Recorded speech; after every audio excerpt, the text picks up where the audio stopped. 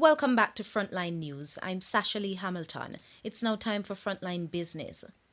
Jamaica's net international reserves, NIR, has declined for another month. At the end of July, it was $29 million less than the previous month. The NIR was valued at $3.35 billion or 42 weeks of imports. The revised COVID-19 measures have been endorsed by President of the Jamaica Manufacturers and Exporters Association, John Mahfood. Mr. Mahfood says tougher measures were necessary due to the increase in COVID-19 cases.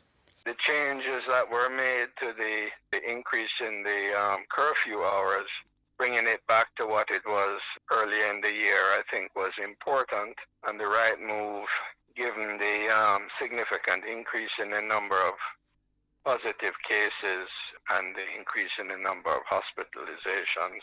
We obviously recognize that it has a very bad effect on business in general, but given our low vaccination rate, I believe there was no alternative but to make these changes. In addition, Mr. Mahfood says stricter measures should be implemented for persons coming into the island, especially in light of the highly contagious Delta variant of COVID-19.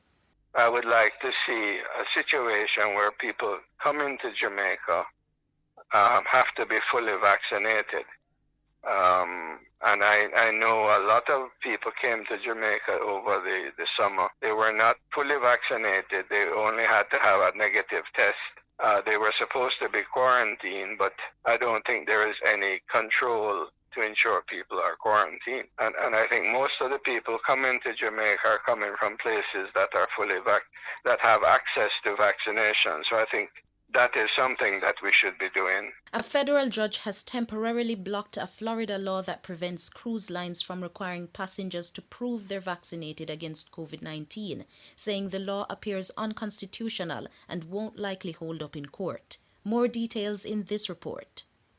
Norwegian cruise lines will be able to demand passengers show written proof of coronavirus vaccination before boarding. That ruling from a U.S. federal judge over the weekend dealt a major blow to Florida Governor Ron DeSantis' efforts to ban what are sometimes called vaccine passports. Norwegian pressed back against a state law enacted in May banning businesses from requiring proof of vaccination.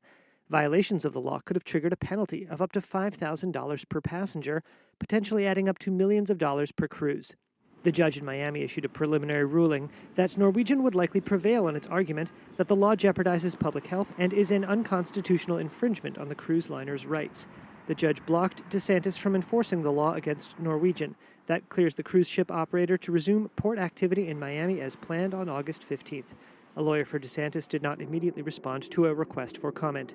In some parts of the U.S., businesses have fought back against what they see as overly onerous pandemic restrictions.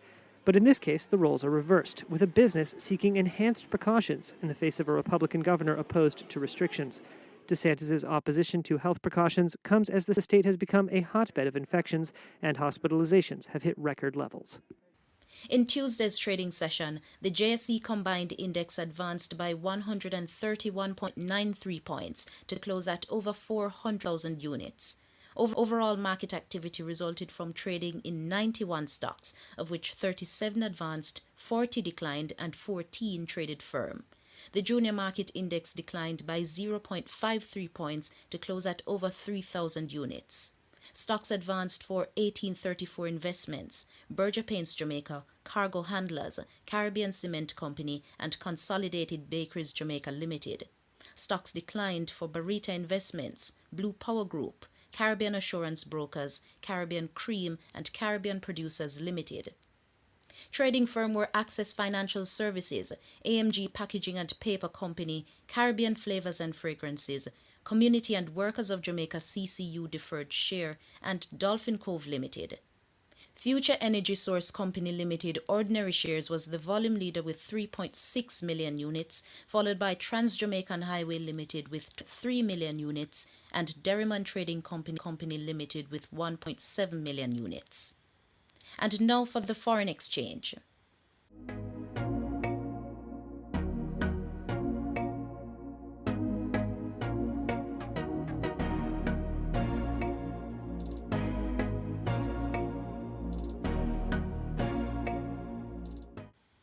Oil prices rose 3% on day, largely driven by profit-taking after more than a week's losses and supported by rising demand in Europe and the United States. Brent crude was up $2.06 to settle at $71.10 a barrel. And U.S. oil rose $2.28 to settle at $68.76 a barrel. And that's it for Frontline Business. I'm Sasha Lee Hamilton, wishing you pleasant viewing.